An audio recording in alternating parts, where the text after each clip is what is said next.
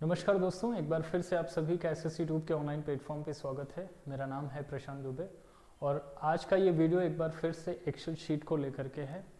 Paid batches में कुछ बच्चों ने टेस्ट सबमिट किए हैं अपने, जो टेस्ट पेड बैचेस में दिए गए हैं, और उस टेस्ट में कुछ टेस्ट ऐसे थे जिसमें कुछ ऐसे मिस्टेक्स को रिकॉग्नाइज किया गया, जिसे मुझे लगता है कि अगर ये जो शीट दी गई है ये प्रीवियस ईयर बेस्ड शीट हैं सारी, जो हमने टेस्ट में दी हुई हैं, एसएससी ट्यूब के बुक्स में दी हुई हैं। तो अगर इस तरह की गलतियां करने से आप बचेंगे तो जाहिर सी बात है कि आप अपना एग्ज़ाम क्वालिफाई कर पाएंगे।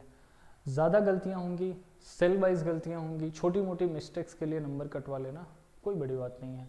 लेकिन अगर एक गलती से आपकी सभी सेल पे या 1, 2, 3 या उससे ज़्यादा सेल पे प्रभाव पड़ता है तो आपके ज़्यादा नंबर कटने के चांसेस हैं।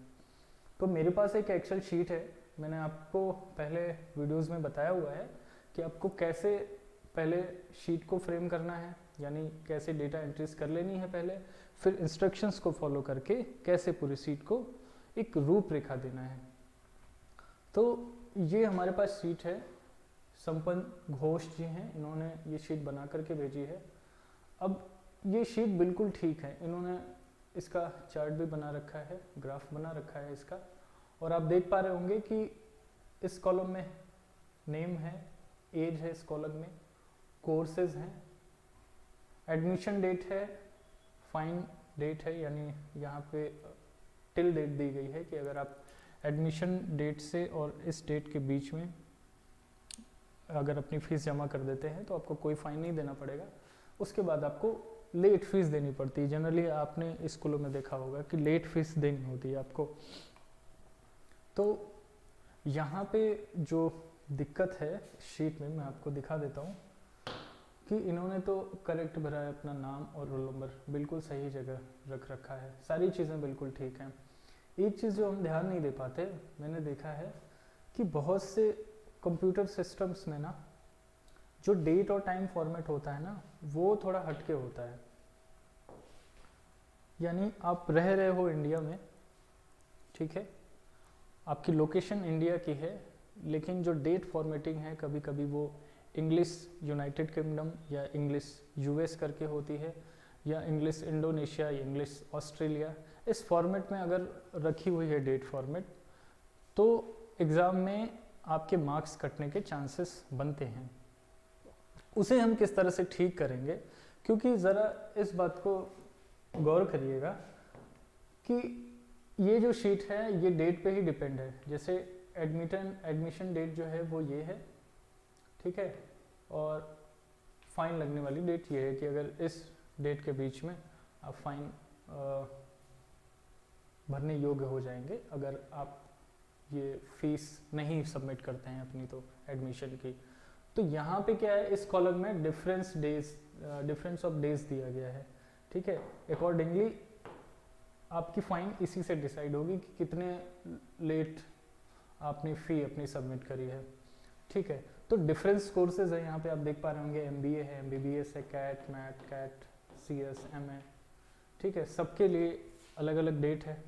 अगर मान लीजिए यहाँ पे पहले ये देख लीजिए कि इन डेट के बीच में जो गैप है ना, जैसे मान लीजिए ये डेट है डी, एम, वाई, यानी आपने देखा होगा कि डी, एम, वाई, ये फॉर्मेट आपने देखा होगा, ये भी फॉर्मेट शायद आपने देखा होगा।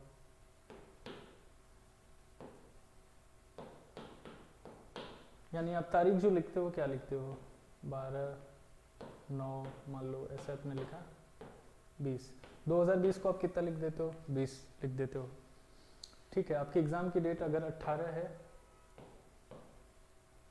सॉरी 12वां महीना, तो 12 और फिर आपने 20 लिखी, ठीक है। तो यहाँ से कैलकुलेशन कुछ चेंज हो जाएगी। एक्चुअल में आपको लिखना क्या होता है, अगर आप इंडियन फॉर्मेट में लिख रहे हैं तो 18, 12 और 2020 आप इस फॉर्मेट में लिखेंगे, तब जाके ये इंडियन फॉर्मेट माना जाएगा। खैर, ये डेट जब हम एंट्री करते हैं तो हमें फ़िलहाल नहीं पता होता, बहुत बच्चों को इंडियन फॉर्मेट के बारे में नहीं पता होगा। अगर कंप्यूटर में बाय डिफ़ॉल्ट है तब तो ठीक है, आपने डेट एंट्रीज करी शॉर्टकट की लगा करके और डेट आपकी खैर ये तो मैनुअल आप भरेंगे, इसमें शॉर्टकट्स की ज़रूरत नहीं होती, कुछ सर्टेन जगह पे आप शॉर्टकट्स लगाते हैं, इसे मैनुअल भरना होता है। अगर फॉर्मेट गलत हुआ तो अगर इनका डिफरेंस गलत आया तो आपकी इस सेल की वैल्यू गड़बड़ हुई और इसके लिए आपको 5 नंबर गंवाने पड़े अपने। इस पे जो फाइन चार्ज हुआ इसके लिए भी 5 नंबर गंवाने पड़े। अब इनका जो टोटल आ रहा है, अगर यहाँ पे टोटल पूछ रखा है, सपोज करिए यहाँ पे तो टोटल नहीं पूछ रखा है, लेकिन अगर यहाँ पे टोटल पूछ रखा होगा तो ये सारी सेल प्रभावित होंगी। ठीक है, 5 नंबर के हिसाब से 7 रोज हैं तो आपको 35 नंबर तो यहीं गंवाने पड़ेगा। इसमें भी वही चीज़ होगी, 35 नंबर यहाँ भी, मैक्सिमम 50 नंबर कर सकते हैं क्योंकि डेटा वैल्यूज़ के लिए आपको 50 नंबर असाइन है, तो आप पूरे नंबर आपने गंवा बैठेंगे। तो डेट फॉर्मेटिंग को बहुत ध्यान से हमें भरना है। तो सबसे पहले तो शीट मिलते ही हमें क्या करना है, शीट बनाते टाइम ही हमें पहले तो हेडर ऐड कर लेना है। हेडर ऐड करने के लिए हमें क्या करना है, पेज लेआउट में जाना है,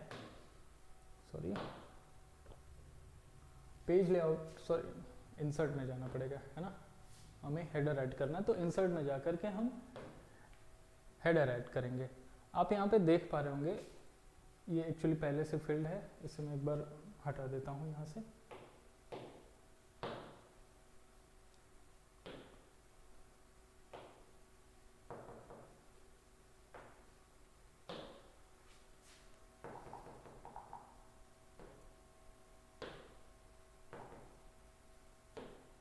ठीक है, अब ये हेडर ऐसे बन के आ जाएगा, आपको यहाँ पे 3 बॉक्सेस दिखेंगे। ठीक है, आपको करना क्या होता है कि जो आपके फाइल की लोकेशन होती है वो यहाँ पे एंटर करनी होती है और यहाँ पे डेट एंड टाइम लिखना होता है। ये बीच वाला बॉक्स आपको ब्लैंक छोड़ देना है, क्योंकि ये बॉक्स आपको प्रिंट मटेरियल में नहीं दिखता। जब आप अपना प्रिंट आउट निकालेंगे एक्सेल शीट का, उसमें ये चीज़ आपको नहीं दिखती है।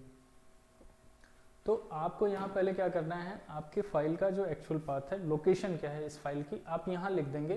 तो जो प्रिंट आउट देंगे ना, तो जब कोई अगर चेक करना चाहेगा कि आपकी फ़ाइल कहाँ है, किस सिस्टम में है, तो उस पर चीज़ें लिखी होंगी कि भाई साहब इस फोल्डर में इस नाम से ये फाइल सेव है। इसके लिए हमें क्या करना है, जैसे आप यहाँ पे गए हुए थे ना, 1 मिनट,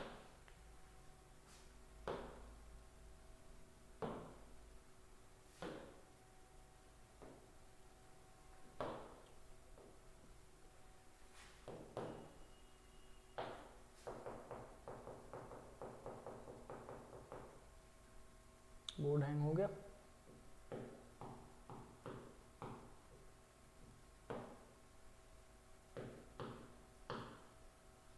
हाँ जी, अभी देखिए फिर से कर लेते हैं स्टेप्स को।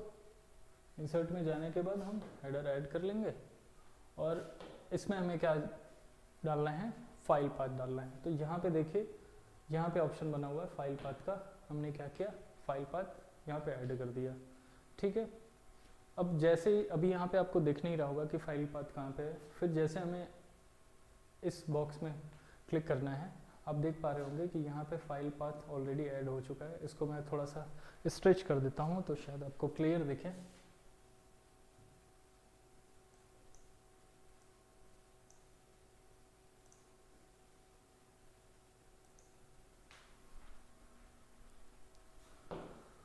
सॉरी, एक बार हम फिर से सेलेक्ट कर लें।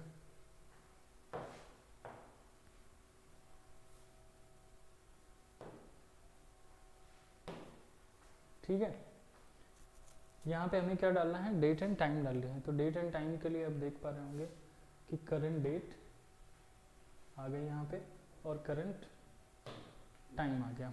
ठीक है, अब हमें सेल को सेलेक्ट कर लेना है। आप यहाँ पे थोड़ा सा इसे ड्रैग करेंगे ना,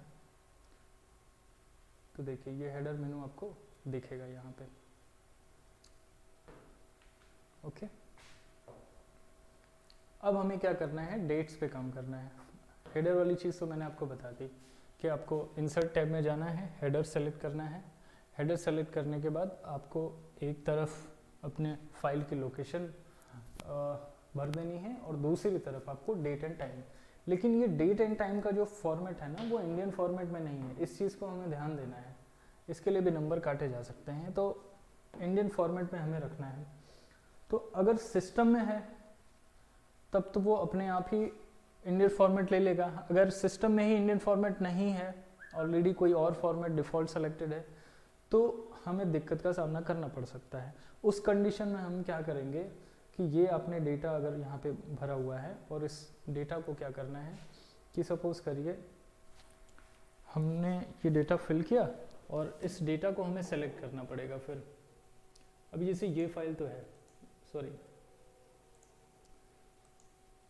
ये जो सेल है इसमें जो डेटा लिखा गया है वो इंडियन फॉर्मेट में है, बट ये सारे डेटा इंडियन फॉर्मेट में नहीं है, ठीक है। तो हम सभी को सेलेक्ट कर लेंगे, ओके। सेलेक्ट करने के बाद हमारे पास क्या ऑप्शन है, हमें आप देख पा रहे होंगे यहाँ पे एरो पे क्लिक करना है यहाँ पे, और यहाँ पे आप मोर नंबर फॉर्मेट्स पे क्लिक करेंगे। यहाँ पे बिल्कुल ब्लैंक इसलिए आ रहा है कि ऑलरेडी ये इंडियन में सेलेक्ट है, ठीक है। तो हम इसको लेंगे नहीं, इसलिए वो समझ नहीं पा रहा है, कंफ्यूज हो रहा है, क्योंकि ये फॉर्मेट इंडियन में सेलेक्ट है और बाकी सब जो है फॉरेन के किसी फॉर्मेट में है। कोई हो सकता है कि ऑस्ट्रेलियन फॉर्मेट में हो, कोई हो सकता है अमेरिकन हो। तो हमें क्या करना है कि सेकंड जैसे ये कॉलम है ना, इस पर एक बार चेक कर लेना है कि भाई कौन सा फॉर्मेट दिया गया है। तो आप इस पे जाएंगे तो आप देख पा रहे होंगे यहाँ पे कस्टम लिखा हुआ आ रहा है। एरो पे क्लिक करेंगे, हम मोर नंबर फॉर्मेट्स पे जाएंगे और यहाँ जाने के बाद हम डेट सेलेक्ट करेंगे। ये ऑप्शन दिख रहे होंगे आपको यहाँ पे डेट सेलेक्ट करेंगे और डेट का फॉर्मेट क्या होना चाहिए, देखिए इंग्लिश इंडियन इंडिया लिखेंगे आप, ओके कर देंगे। देखिए इसका फॉर्मेट चेंज हो गया, क्योंकि ऑलरेडी ये सेलेक्टेड है। तो हम क्या करेंगे, इसे अब इनका फॉर्मेट चेंज करना है तो हम फिर कस्टम में जाएंगे, मोर नंबर फॉर्मेट्स में जाएंगे और डेट सेलेक्ट करेंगे। यहाँ इंग्लिश इंडिया, ठीक है, ओके कर देंगे। ये आप देख पा रहे होंगे कि सारे फॉर्मेट जो है इंडियन फॉर्मेट में चेंज हो गए हैं, ठीक है। बट कोशिश करेंगे, यहाँ तो मैंने डेटा पहले से चेंज कर दिया था इसलिए आपको इंडिविजुअली करना पड़ रहा है यहाँ पे, लेकिन सारी चीज़ें अगर उस तरह भरी होंगी तो आपको थोड़ा सा इस पर ध्यान दे देना है और यहाँ से जा कर के आपको इसे इंडियन फॉर्मेट में कर लेना है। हो सकता है कि यहाँ से कोई जो है कनाडा इंग्लिश हो, कोई हांगकांग हो, बट आपको रखना क्या है, इंग्लिश इंडिया ही रखना है, ठीक है, ओके कर देंगे। अब आप देख पा रहे होंगे आपके डेट्स सही फॉर्मेट में होंगे। तो यानी यहाँ आप सीधे सीधे नंबर बचा लिए और उस बड़ी गलती से भी आप यहाँ पे बच जाएंगे। जो बड़ी गलती आप ये करेंगे कि अगर ये फॉर्मेट सपोज करिए ऐसे होता कि आपको डी पहले दिया होता, फिर एम दे देता और फिर वाई दे देता। तो अगर फॉर्मेट गलत है डेट का तो यहाँ पे जो डिफरेंस ऑफ डेज आएगा हो सकता है वो गलत आए और इससे फाइन पे फ़र्क पड़ेगा, यानी इस सेल का इस सेल पे फ़र्क पड़ेगा और इन सभी पे पड़ेगा। तो नंबर आपको ईच सेल पे गंवाने पड़ेंगे, ठीक है। तो इन बातों का ध्यान रखिए थोड़ा। जिन बच्चों को इससे रिलेटेड डाउट था उस पर थोड़ा गौर फरमाएंगे। हेडर डालना मत भूलिएगा, फाइल की लोकेशन पता चलती है। बाकी आपको सारी चीज़ें पता हैं, कई दफ़े बताई गई हैं कि कैसे आपको मार्जिनल सेलेक्ट करना है, पेपर साइज कैसे सेलेक्ट करनी है, ठीक है। तो नेक्स्ट वीडियो जो होगी वो चार्ट पेपर को लेकर के होगी कि कैसे किसी एक्सेल शीट में जो डेटा दिया गया है उस पर कोई चार्ट कैसे फ्रेम करना है, वो मैं आपको नेक्स्ट वीडियो में बताऊंगा, ठीक है। तब तक के लिए अगर इससे रिलेटेड कोई डाउट आपको हो रहा है, अगर लग रहा है कि नहीं हमें इसमें और भी कुछ जानना चाहिए या आपके पास इस तरह के अगर क्वेश्चन हो तो प्लीज़ हमें मेल करिए या फिर कमेंट करिए वीडियो देखने के बाद। और उम्मीद है वीडियो देखने के बाद आपके सारे डाउट क्लियर हो जाएंगे इससे रिलेटेड, ठीक है। तो एग्ज़ाम के लिए all the best. Next video तक के लिए आप सभी को मेरी तरफ से बहुत बहुत शुभकामनाएं हैं कि आप तैयारी करते रहिए और नेक्स्ट वीडियो का वेट करिए। Thank you so much.